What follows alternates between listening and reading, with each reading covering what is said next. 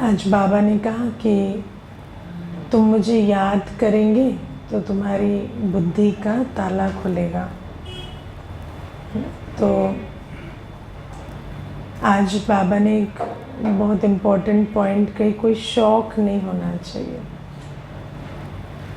लेकिन मैं आज यही विचार कर रही थी कि जब भी हम बाबा की कोई महावाक्य को समझने की कोशिश करते हैं ना, तो हमारी बुद्धि ठीक होना बहुत ज़रूरी होती है, क्योंकि आत्मा वैसा ही समझती है जैसे उसकी बुद्धि होती है ना। इसीलिए बाबा के ज्ञान को भी हम बहुत भिन्न भिन्न रीतियों से अपने मतलब के हिसाब से, है ना, उसका अर्थ निकाल लेते हैं। मेरा एक बहुत अनुभव रहा शुरुआत में कि एक बार एक बहन आई तो उसके संबंधों में कुछ प्रॉब्लम्स थी। तो जनरल क्लास चल रही थी, ऐसे ही सभी बैठे थे। तो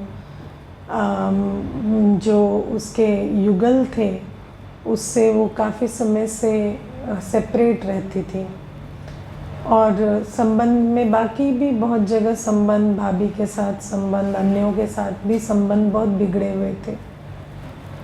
तो स्पेशली वो मुझे पूछने लगी कि संबंधों में जो कड़वाहट है कैसे ख़त्म हो।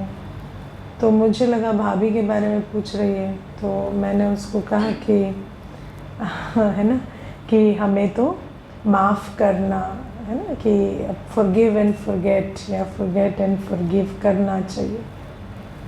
तो उसने क्या किया, ठीक उसके बाद ही अपने जो युगल से बहुत समय पहले से बिछड़ के रहती थी उसको फ़ोन लगा दिया और उसके साथ रहने चली गई।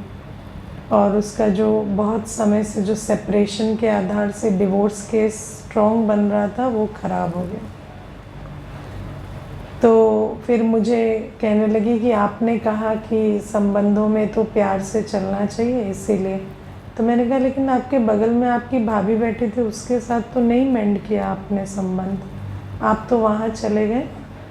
तो ये तो जिसके अंदर जिसके साथ लगाव होगा, काम विकार होगा, तो सारा जो स्नेह का ज्ञान है वो वहाँ पे यूज़ करेंगे। और जहाँ घृणा भाव होगा, नफ़रत होगी, वहाँ पर जो किनारा करने का ज्ञान है ना, कि थोड़ा डिटैच रहना चाहिए, वो सारा वहाँ अप्लाई कर देंगे। तो आत्मा भी, ये जो बुद्धि होती है ना, अपनी बुद्धि के हिसाब से पॉइंट उठाना, 100 बातें बाबा कहता है उसमें से किसको कहाँ अप्लाई करना है, उसको भी अपनी बुद्धि के हिसाब से। और बुद्धि हमेशा एक कांटे की तरह दिखाया जाता है ना, स्केल्स, मन बुद्धि संस्कार का चित्र है ना, तो बुद्धि को तराजू दिखाया जाता है। तो बुद्धि नापती तोलती है, हमेशा परखती, निर्णय करती है।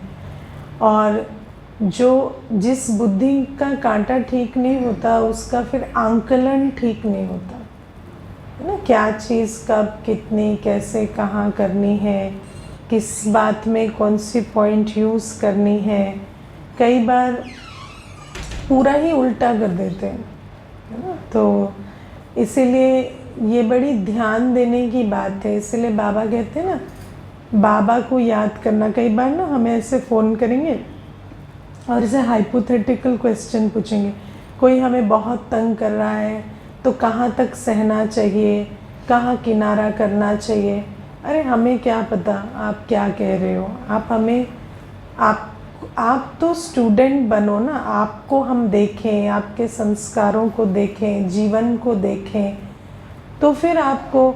और मैंने ये भी देखा कि ये जो पूछते हैं ना, ये भी क्या, वो जो पुराना संस्कार है कि करो अपने मन की और मत दो दूसरे के सर पर, तो वो आपने कहा था, है ना। जो मुझे एक बार किसी ने पूछा, ऐसे बात हो रही थी, तो बोले लव मैरिज ठीक है अरेंज मैरिज में, बोले नहीं वो डिस्कशन तो हम नहीं कर सकते, हमारे हिसाब से तो मैरिज ही ठीक नहीं। लेकिन फिर वो कोई ऐसे आपस में वो बात करने लगे, नयों की सभा थी, उसमें कोई हम रोक भी नहीं सकते। तो एक व्यक्ति कहने लगा अरेंज मैरिज अच्छी है क्योंकि कम से कम पेरेंट्स को तो ब्लेम कर सकते हैं। तो मैंने कहा अरे तुम पेरेंट्स को ब्लेम भी करोगे तो भी झेलना तो तुम्हें ही पड़ेगा ना, तो फिर क्या फ़ायदा है। लेकिन ये भी हमारे कल्चर की बात है कि हम सोचते हैं कि भले झेलें लेकिन ब्लेम किसी को कर दें तो हमें संतुष्टि रहती है। तो हाँ, तो लगता है कि उनकी वजह से सारी जीवन कहते रहते हैं। तो बाबा हमें कहते हैं कि ये वो बात नहीं है, तुम्हें समझना है कि सुख दुख कल्याण अकल्याण बहुत प्राइवेट चीज़ है। इसलिए हम जो भी कर रहे हैं वो कोई सोशली करेक्ट, पॉलिटिकली करेक्ट होने के लिए नहीं कर रहे हैं, सुख के लिए कर रहे हैं, शांति के लिए कर रहे हैं। और ये एक डीप रियल एक्सपीरियंस है जो आत्मा करती है। और बाबा कहते हैं मैं तुम्हें जो दुख का अनुभव है उससे छुड़ाकर सुख में ले जा रहा हूँ। तो इसमें हमें बुद्धि को जब बुद्धि ठीक चलेगी ना, तो बाबा के ज्ञान को यथार्थ अप्लाई कर हमें वो सुख की अवस्था मिलेगी। तो ये सबसे इम्पॉर्टेंट है कि हम बाबा को याद करें। अगर हम साइलेंस में नहीं बैठते, हम अमृत वेला नहीं करते, अंतर्मुखता का अभ्यास नहीं करते, तो चाहे 50 वर्ष हो जाए ज्ञान में, हमसे ऐसी महापाप महाभूलें होंगी कि हम खुद की भी कर्मों की गति बिगाड़ेंगे, अन्यों को भी भटकाएंगे। ऐसे बहुत कर्म हम करेंगे। इसीलिए बुद्धि के ताले को ठीक रखना बहुत आवश्यक है ना, कि बुद्धि का ताला खुले। और उसके लिए याद की यात्रा, अंतर्मुखी अवस्था। कई बार ज्ञान में चलते भी सिर्फ बाहर मुक्ता हो जाती है ना। और इसमें भी ध्यान देना होता है। देखो, हमेशा जो सेवा करता है वो दिखता है, लेकिन सेवा करने वाला क्या पुरुषार्थ कर रहा है उस पर उसको बहुत अटेंशन देना चाहिए। क्योंकि हम फेस तो बन जाते हैं, लेकिन अगर हमारे अंदर वो यथार्थ समझ नहीं है, गहराई नहीं है, धारणा नहीं है, तो हम जितनी कमाई सेवा से करते हैं उतने ही एक कर्म से हम उतना ही घाटा और उतना ही अपने पे कर्जा भी चढ़ा लेते हैं। तो इन बातों को हमें अपने जीवन में, क्योंकि देखो और किसी को कहने से या करने से कुछ नहीं, लेकिन हमें अपने जीवन में चेक करना होता है कि सचमुच हम बाबा को याद इतना करते हैं कि हमारी बुद्धि का ताला खुले। हमें जो बाबा कह रहा है, मैं कई बार देखती हूँ धारणा के पॉइंट्स जो लिखते हैं और जो करते हैं एकदम ऑपोजिट। जो लिख रहा है वो बच्चा बिल्कुल नहीं कर रहा है, लेकिन बताए कौन, है ना। बताओगे तो फिर वो जब इतना ही नहीं समझ पा रहा ना, बाबा भी कहता है कि वो बताओ जो उसको समझ में आए, नहीं तो क्या है, बेकार में तुम्हारी भी अवज्ञा करेगा और उसका भी बोझ तुम पर चढ़ेगा। तो व्यक्ति कुछ भी समझ नहीं पा रहा कि क्या लिख रहा है, क्या कर रहा है, कथनी करनी में कितना अंतर है। तो बाबा हमें ये बातें समझाते हैं कि बहुत याद करो बाबा को, तो बुद्धि का ताला खुले। क्योंकि बाबा की अवस्था बहुत ऊंची है। उस अवस्था से जब बाबा कोई बात कहता है ना, और हम मटेरियल प्लेन पे वो बात समझते हैं, है ना। मैं आपको बहुत छोटी सी बात कहती हूँ, मानो कोई ऐसे बातचीत में कहे मैं आपको 5 दे दूँगा, ठीक है। तो कोई गरीब बैठा होगा, सोचेगा 500 रुपये की बात हो रही है।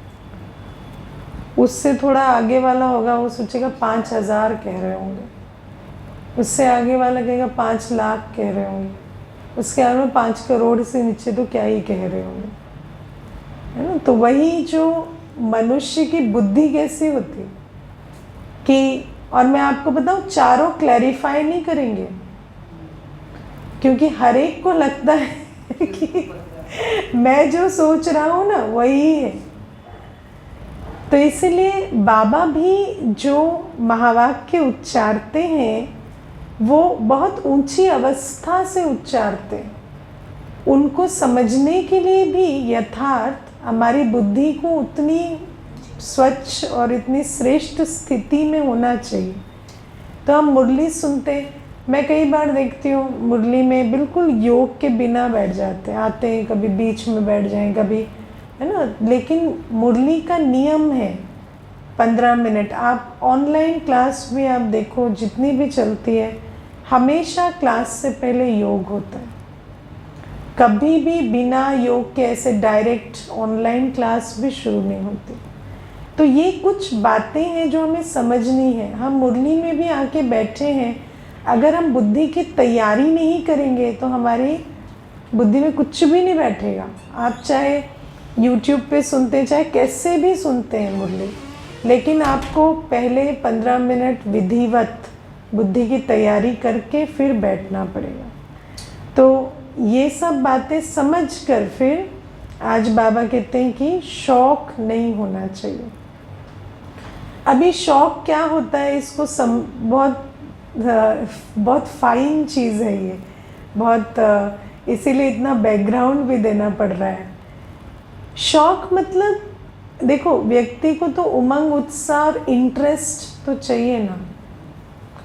अगर इंटरेस्ट ही नहीं है, आप किसी को बोलो मधुबन चलो, बोले हमारे को ना कोई इतना इंटरेस्ट नहीं है ना।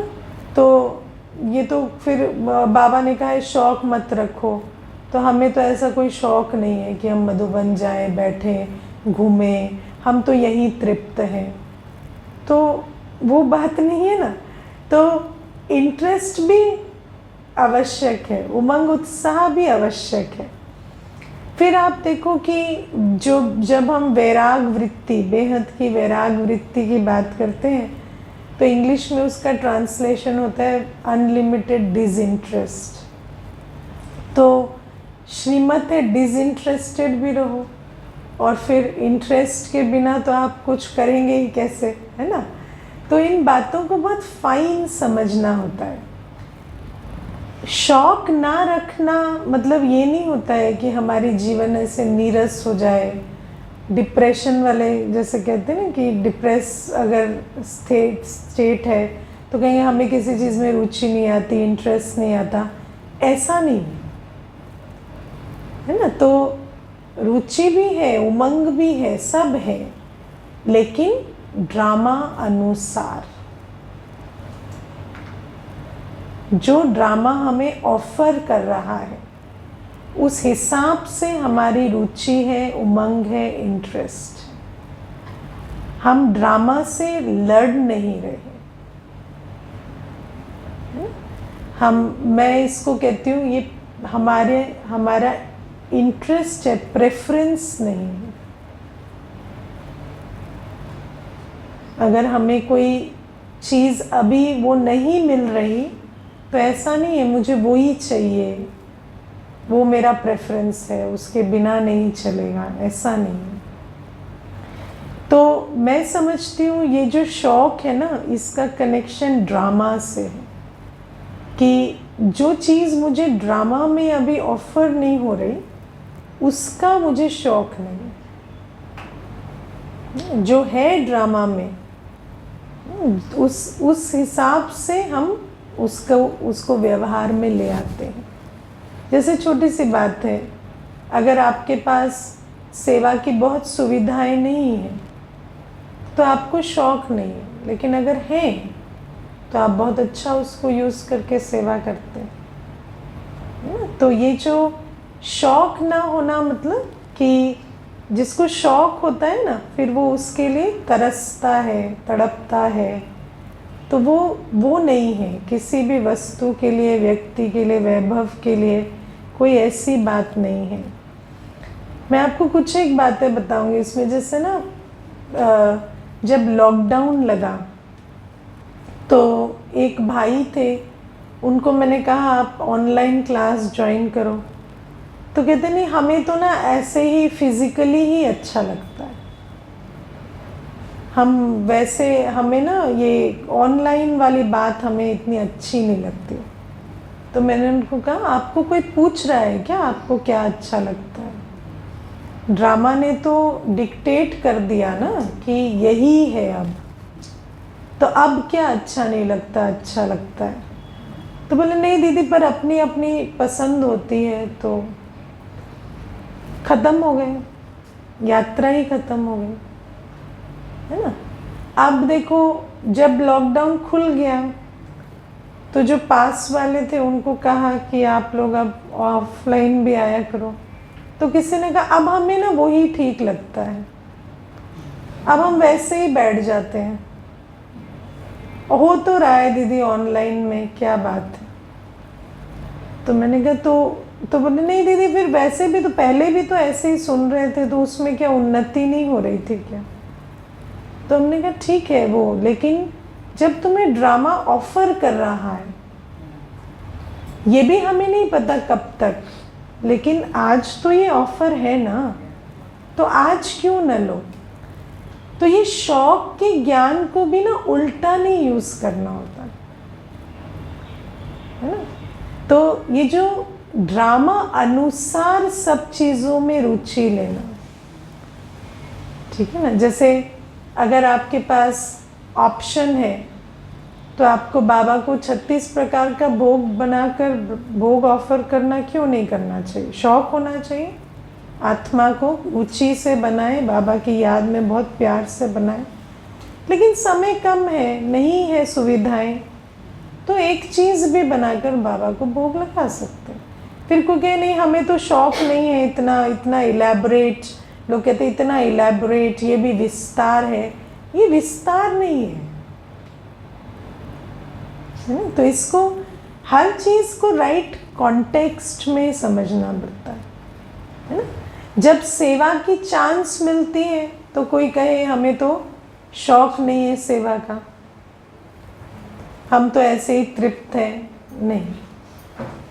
तो और जब चांस नहीं मिल रहा है तो कहे नहीं हमें बहुत शौक है, हमें दीजिए सेवा। तो नहीं, आपके शौक से कुछ नहीं हो रहा है ना। समझ रहे हो? तो ये बड़ी फाइन चीज़ है।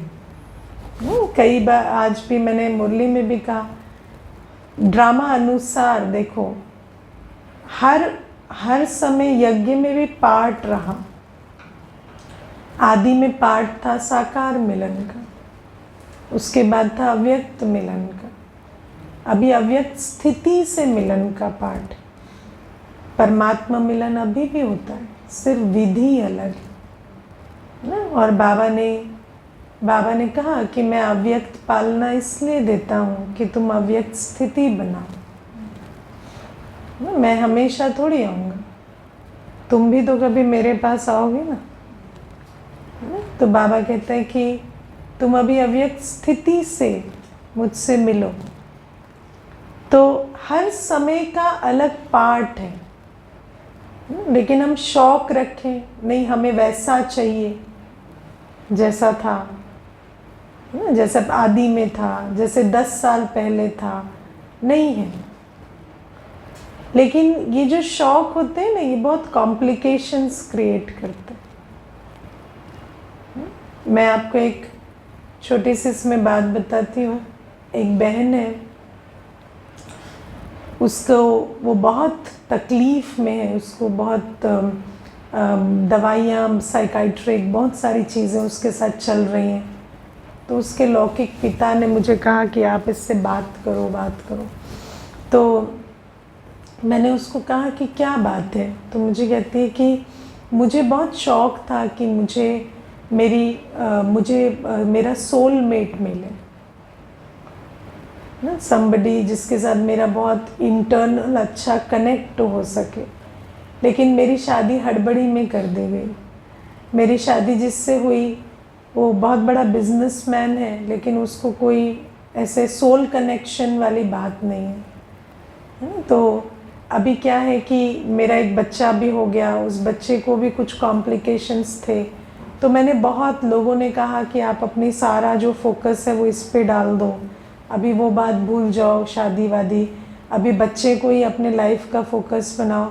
तो कहती है 7 साल हो गए मैंने बच्चे को अपने लाइफ का कंप्लीट फोकस बनाया, लेकिन दीदी मैं इतनी बीमार हो गई हूँ अंदर से सोच सोच के कि मुझे वो नहीं मिला जो मुझे चाहिए था।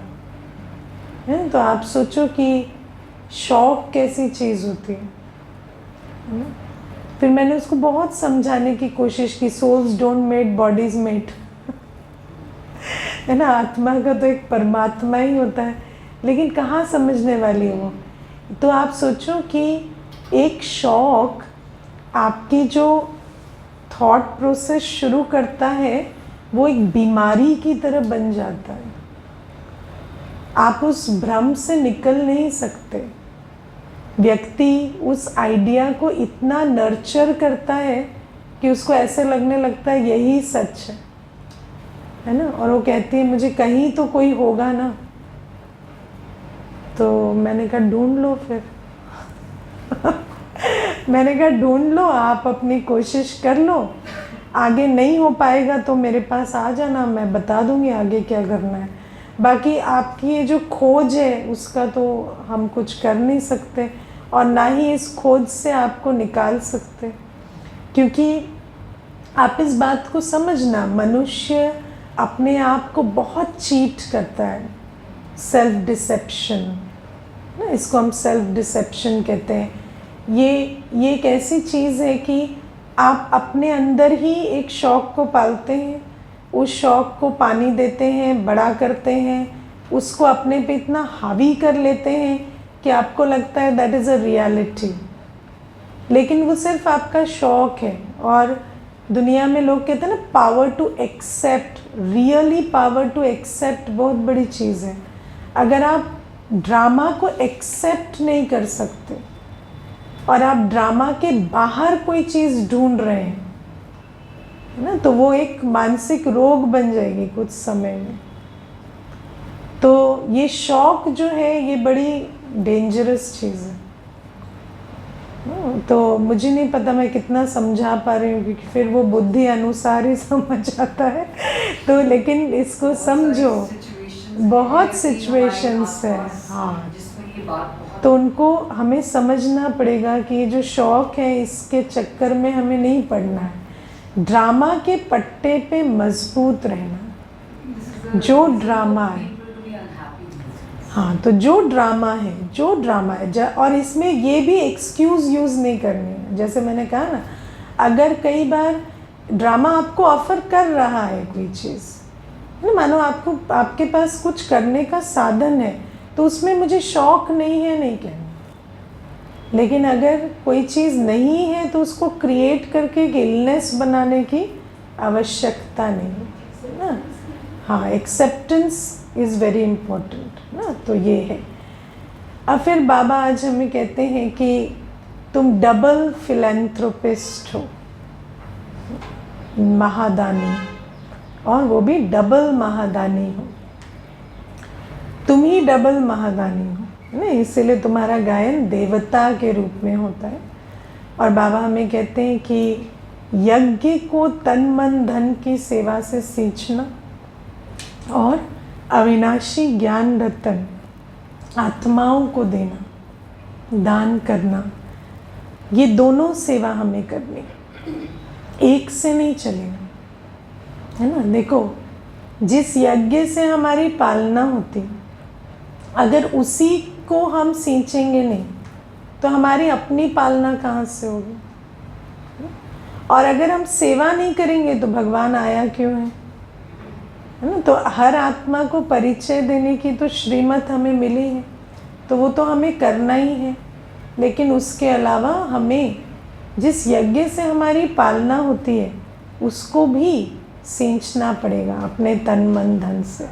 और जब तन मन धन कहते तो तीनों, आप सिर्फ तन लगाएंगे तो धन कहाँ से आएगा, सिर्फ धन लगाएंगे तो मेहनत कौन करेगा है ना। तो सब कुछ करना पड़ेगा। और अगर मनसा शक्ति ही पवित्रता की नहीं रहेगी तो फिर क्या फ़ायदा, है ना। वो तो फिर जैसे एक हॉल होता है या दुनिया में कोई मैदान होता है, ऐसा हो जाएगा। सेंटर कैसे बनेगा, मधुबन कैसे बनेगा। तो वो तो मनसा से भी सींचना पड़ेगा।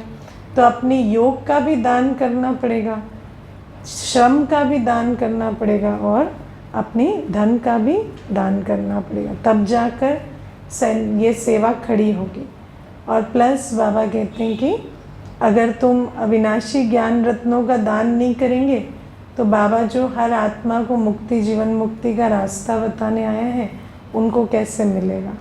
तो डबल महादानी, डबल फिलॉन्थ्रोपिस्ट का सम्मान लेकर हमें चलना है ना। अपने बाबा हमें जो टाइटल्स देते हैं, कभी सुना है ऐसे टाइटल्स? डबल फिलैंथ्रोपिस्ट कोई कह दे, है ना। दुनिया में लोग कहते हैं कि वो दीवारों पर नाम लिखवा देते हैं, कोई अगर कुछ देता है, दान करता है तो, है ना। लेकिन उसको भी अपना नाम देखने के लिए वहाँ जाना पड़ेगा, है ना। यहाँ लेकिन हमें बाबा बुद्धि में इतना ऊंचा एक सम्मान दे देते हैं कि मैं डबल फिलैंथ्रोपिस्ट हूँ और इस आधार से कल देवता बनने वाली आत्मा हूँ। तो इसको भी समझ कर चलना है कर्तव्य में।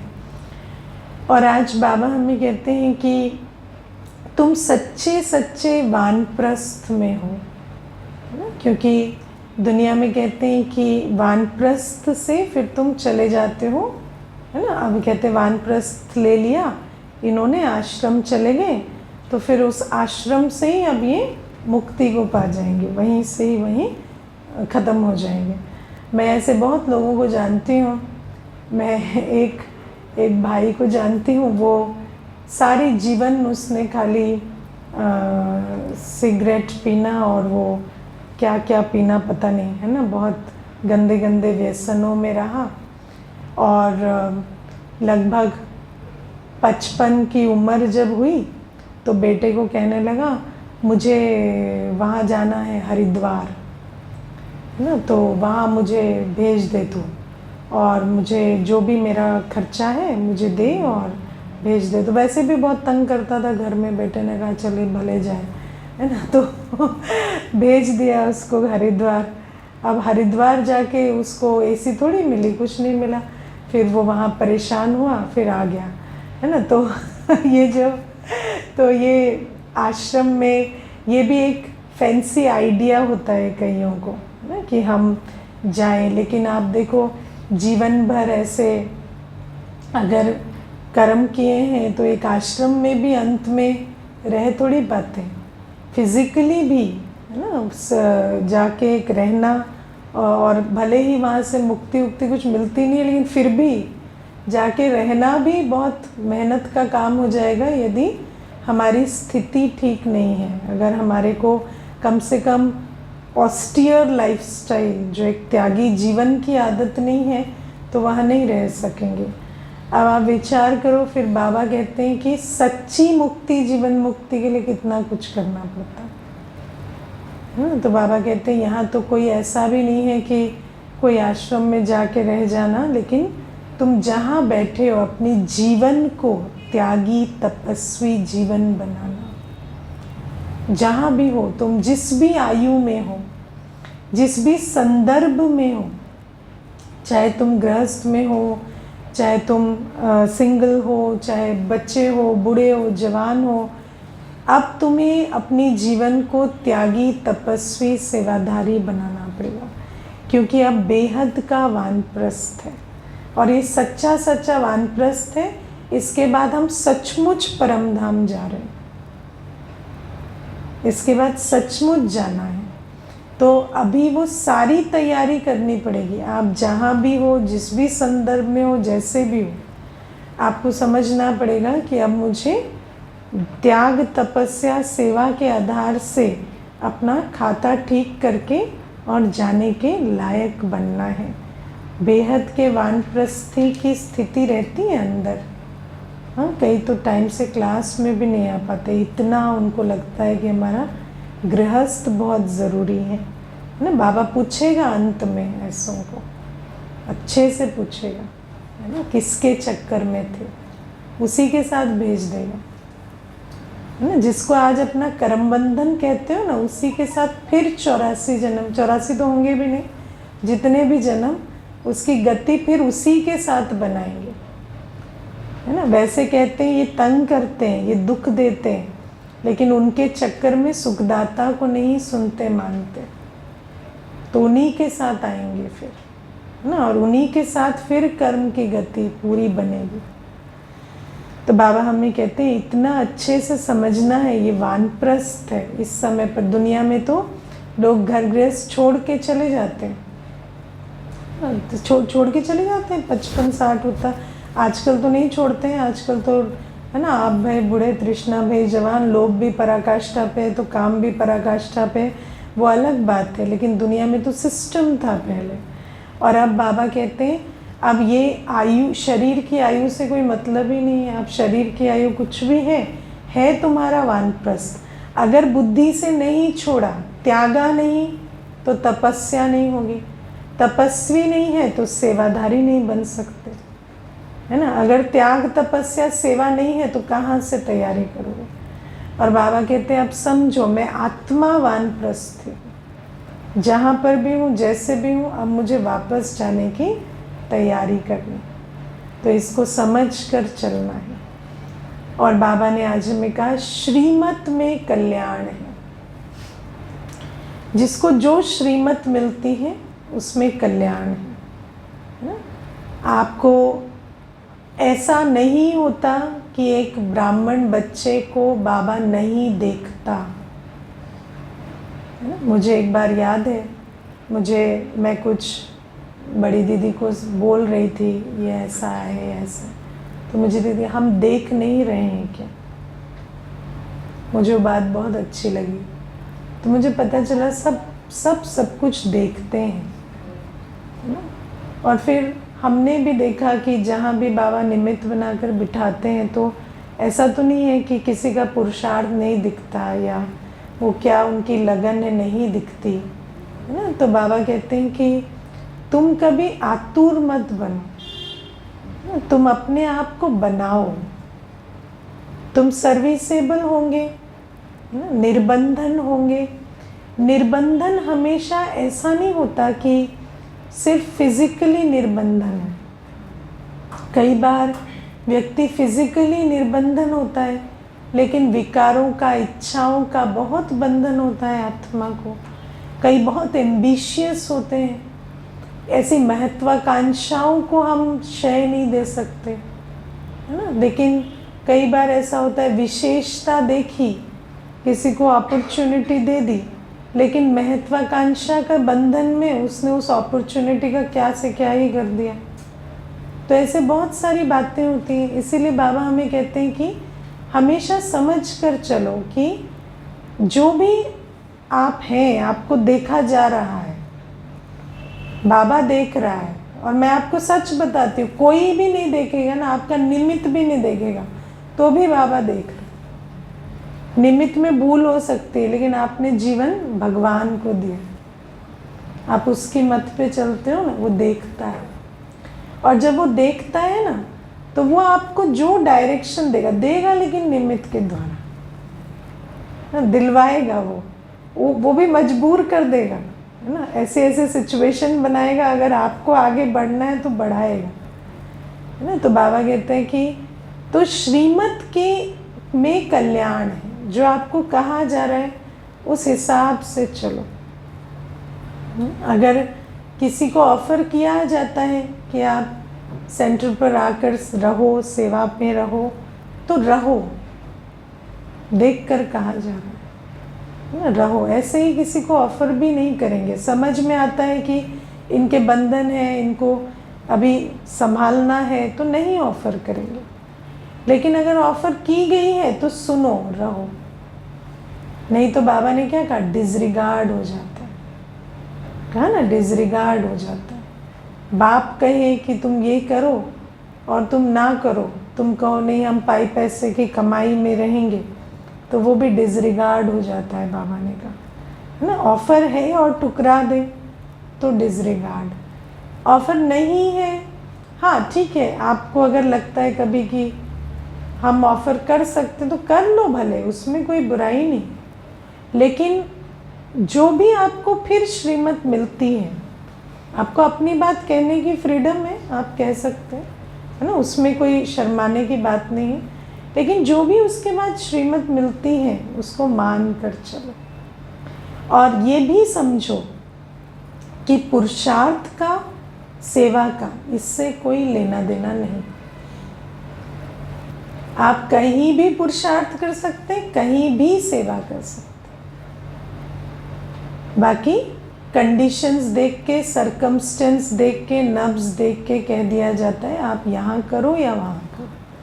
बाकी पुरुषार्थ का और सेवा का, बाबा ने कहा ना, मम्मा बाबा की तरह सेवा करो। मम्मा अलग प्रकार से सेवा की, बाबा ने अलग प्रकार से। बाबा संपूर्ण तन मन धन सहित बलिहार गया, मम्मा के पास कोई धन नहीं था, मम्मा ने जीवन दिया, है ना। तो हर एक का पुरुषार्थ अलग है।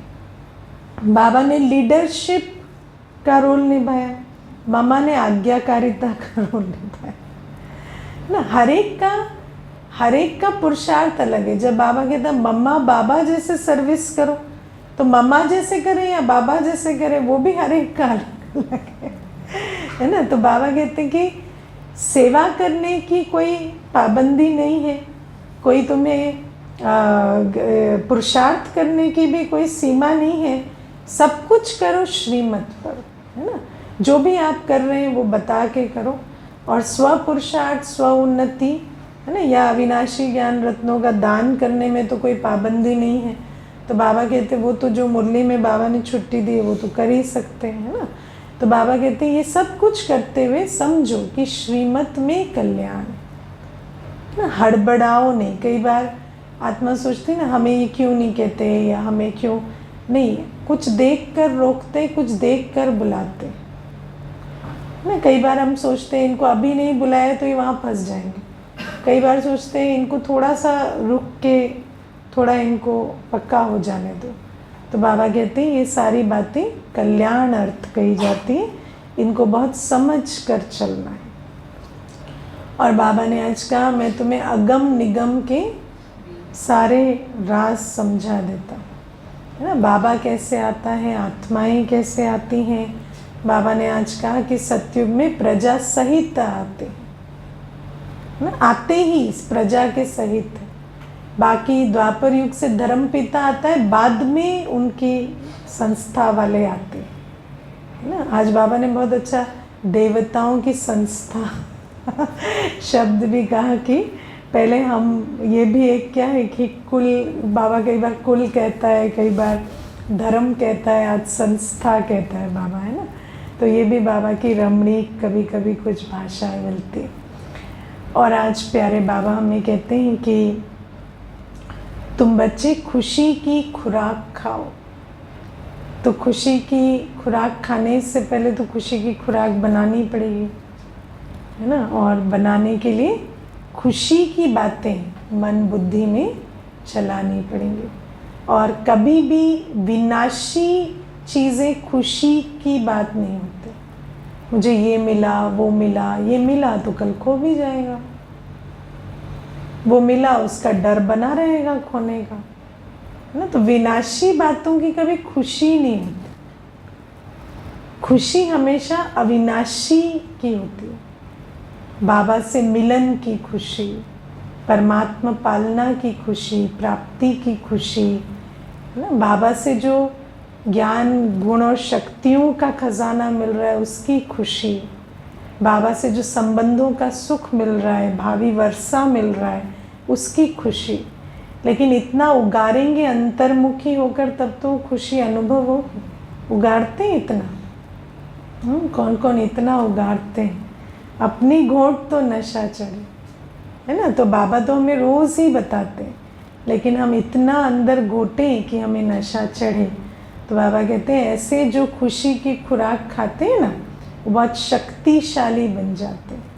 आजकल आप देख रहे हो कि दुनिया में व्यक्ति पुरानी पराई बातें याद कर कर के आत्मा कैसी हो गई है, कितनी कमज़ोर हो गई, है ना।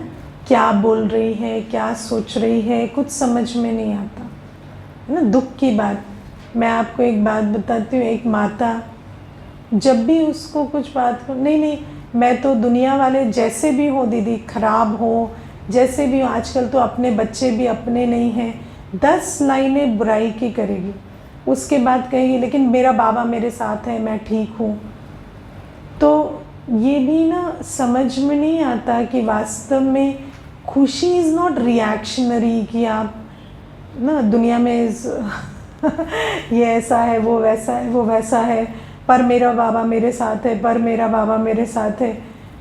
अभी मैं उस माता की हालत देखती हूँ, उसकी बातों में कोई डिग्निटी नहीं, कोई भी बात करती है तो व्यक्ति को ऐसा लगता है ये अनटाइमली हुआ, ये मुख से ये बोल यथार्थ नहीं निकला, है ना। जजमेंट पूरी खराब हो गई है बुद्धि की ना। कई बार हिम्मत की भी बात करती है तो शोक के समय में कर देती है ना, जैसे वायुमंडल भी तो देखना होता है ना।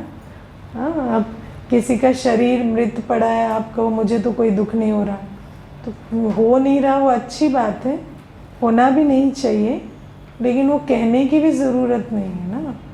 लेकिन इस प्रकार की बातें होती हैं दुनिया में, इसीलिए ये क्या है ना कि खुशी भी यथार्थ होनी चाहिए, दिल से होनी चाहिए। ऐसे नहीं सिर्फ ऊपर ऊपर से मुझे तो बाबा मिल गया है, मैं तो खुश हूँ, आंखों से आंसू बहे जा रहे हैं, नहीं नहीं ये तो खुशी के आंसू हैं, नहीं खुशी के नहीं है, काफ़ी दुख के लग रहे हैं, है ना। लेकिन ऐसे ही चल रहा है, तो ये बाबा बाबा करके भी अंदर खुशी की खुराक नहीं है, कुछ और ही खा रहे हैं, और फिर वो मुख से निकलता भी है जो भी अंदर चल रहा है। तो बाकी ड्रामा है, उसमें कुछ कहने का नहीं है, हर एक का अपना पार्ट है, लेकिन शिक्षा देने के समय तो देनी पड़ती है ना। तो बाबा हमें कहते हैं कि सचमुच यथार्थ खुशी की खुराक खाओ, दिल से अनुभव करो कि मैं आत्मा हूँ और मुझे भगवान मिला, मुझे सर्व संबंधों का, सर्व प्राप्तियों का सुख मेरा बाबा दे रहा है। ये कोई थ्योरी या फिलॉसफी नहीं है, ये संगम युग का हीरे तुल्य बनाने वाला सच है। तो इसको जितना यथार्थता से अनुभव करेंगे, है ना, ढोंग नहीं करना है इसका सचमुच खुशी होगी ना तो आत्मा शक्तिशाली बन जाएगी ना। शक्तिशाली को मुंह से नहीं कहना पड़ता कि मैं शक्तिशाली हूँ, शक्तिशाली स्थिति दिखती है। तो बाबा हमें ये बातें समझाते हैं कि बहुत ठीक से ज्ञान को समझो, ठीक है। ओम शांति। अभी मीठे बाबा को बड़े प्यार से सभी भोग स्वीकार कराएंगे।